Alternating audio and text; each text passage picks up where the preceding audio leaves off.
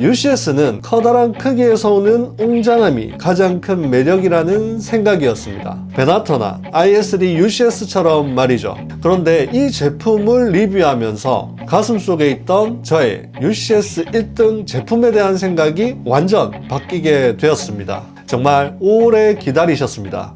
레이저 크레스트입니다. 안녕하세요, 스타워즈 매니아 하키입니다. 시퀄로 무너져버린 스타워즈의 인기를 다시 견인해준 만달로리안의 UCS 제품이죠. 영화가 아닌 시리즈로 나온 최초의 UCS라는 타이틀과 함께 다양하고 완벽하지만 다소 아쉬움도 있는 내용들을 조목조목 따져보면서 왜 이 레고 스타워즈 제품이 1등인지에 대한 해석을 오직 저의 시선으로 선보일 수 있도록 하겠습니다. 구독과 좋아요는 더욱 다양하고 퀄리티 높은 컨텐츠를 제작하는데 정말 큰 힘이 됩니다. 한 번씩 꼭 부탁드리고요. 그럼 바로 만나보시죠.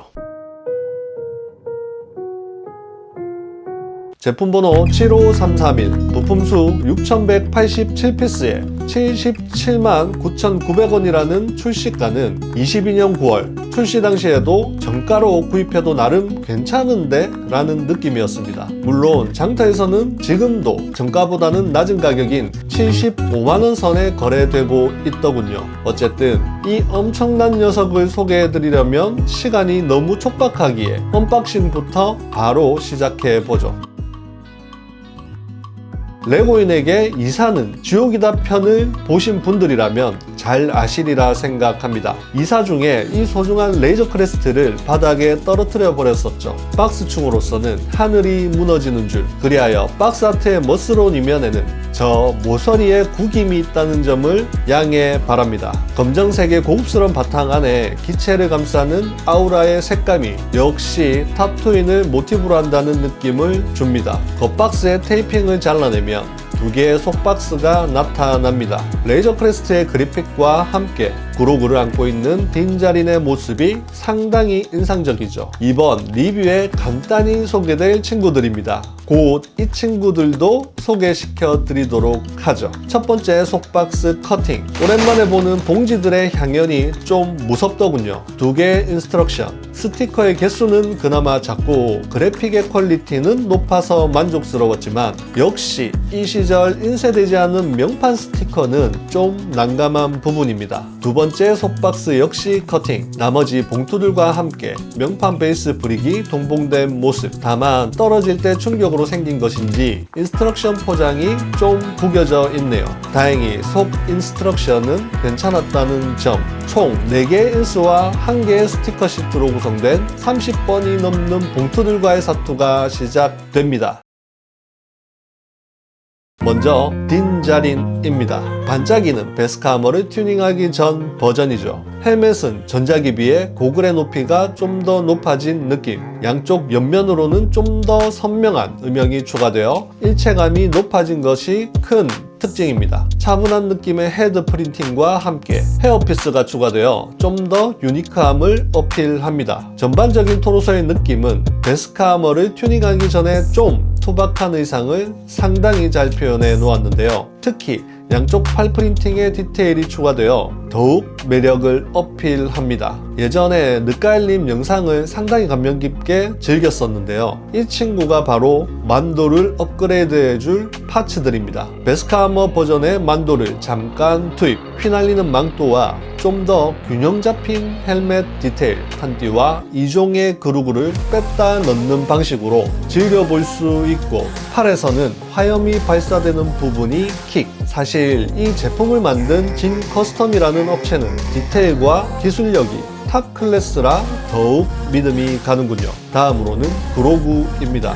헤드의 디테일을 제외한다면 사실 작중의 그 귀여운 그로구의 모습을 온전히 표현하지는 못한 느낌을 줍니다. 특히 토르소의 단순한 디테일은 아쉬움이 있는데요. 역시 진 커스텀의 그로구와 비교해 본다라고 한다면 아쉬움의 포인트를 여러분도 느낄 수 있을 겁니다. 단순하지만 아기자기한 빌드로 깔끔하게 짜여진 떠다니는 요람의 표현력은 일품. 다음으로는 미스롤입니다. 헤드의 고무 조형이 꼭 필요했던 미니 피규어를 단순히 헤드 프린팅으로 마무리한 점이 너무 안타깝더군요. 모스 에이슬리 칸티나에 나오는 친구들의 표현력을 조금이라도 오마주했다라고 한다면 정말 레전드 미니피규어가 되지 않았을까라는 아쉬움이 남습니다. 마지막으로 쿠일입니다. 먼저 어거넛 종족의 특성에 맞는 렌치 소품이 마음에 들더군요. 양쪽 볼이 축 늘어진 점과 고글이 장착된 가죽 모자를 정말 깔끔하게 표현했는데요.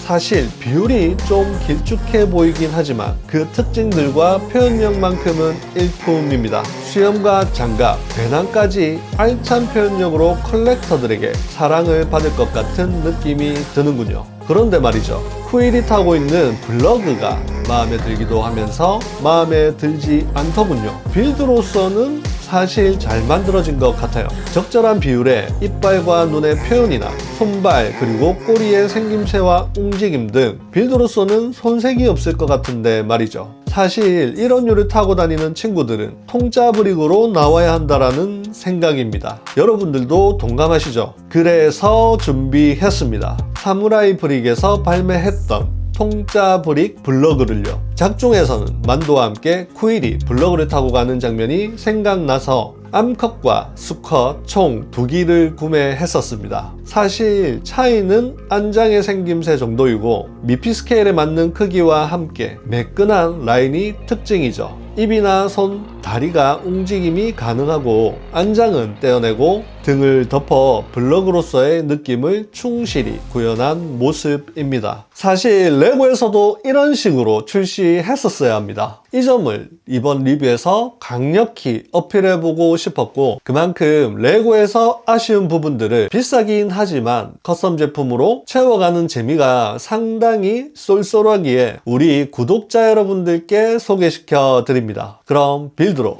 바로 만나보시죠.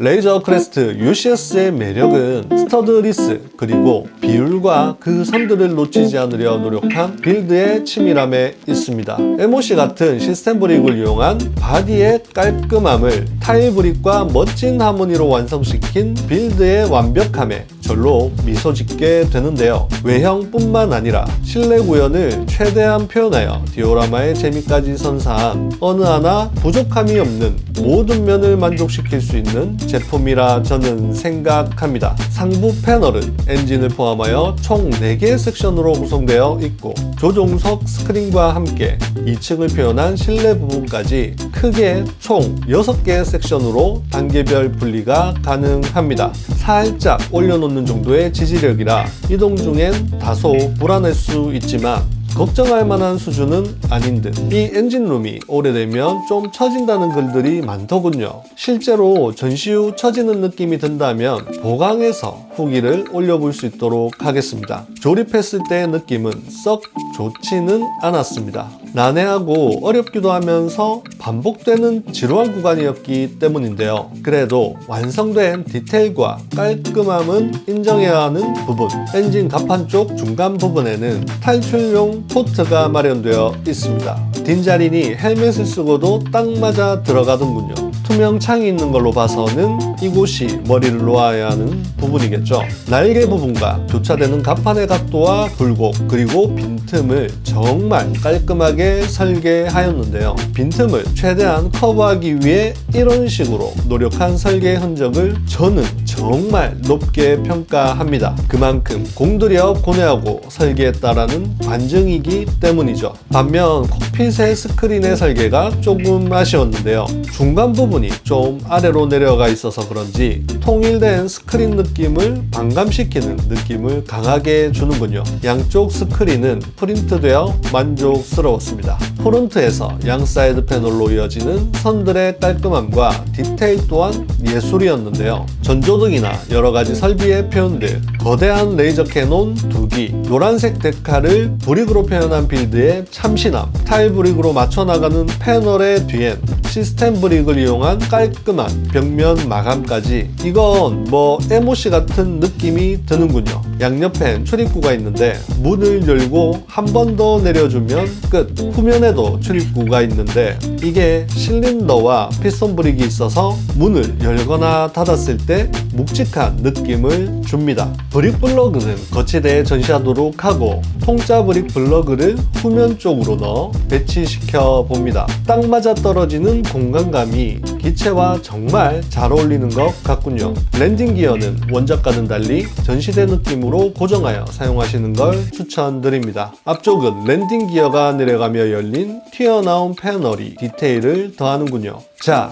그럼 이제 대망의 실내입니다. 먼저 정말 다양하고 많은, 심지어 프린팅된 조작 버튼들의 향연이 기가 막힙니다. 프린팅된 타일 브릭만 총 12개, 그 밖에 조정 장식들까지. 브라보! 오른쪽에는 기어봉이 표현되어 있는데 그로구가 가지고 놀다가 혼나던 장면이 생각나는군요. 공 모양이 분리만 되었다면 참 좋았을 텐데 말이죠. 좌석은 기울이거나 회전이 가능합니다. 뒷좌석은 2개로 구성되어 고중과 일체하더군요. 복도를 따라 문을 열어봅니다. 슬라이드 방식의 문이 있었다면 좋았겠지만 역시 크기 대비 빌드의 제약이 있었겠죠. 구로구의 요람 주차장 뒤편엔 프로구 아주머니의 알을 먹방했던 장면이 생각나는 아주 완벽한 브릭이 구성되어 있습니다. 클립을 통해 총도 따로 보관이 가능하다는 점. 1층입니다. 만도가 쉬던 침대 아래로는 만도와 구로구의 전선 에피소드를 완벽하게 표현해 놓았습니다.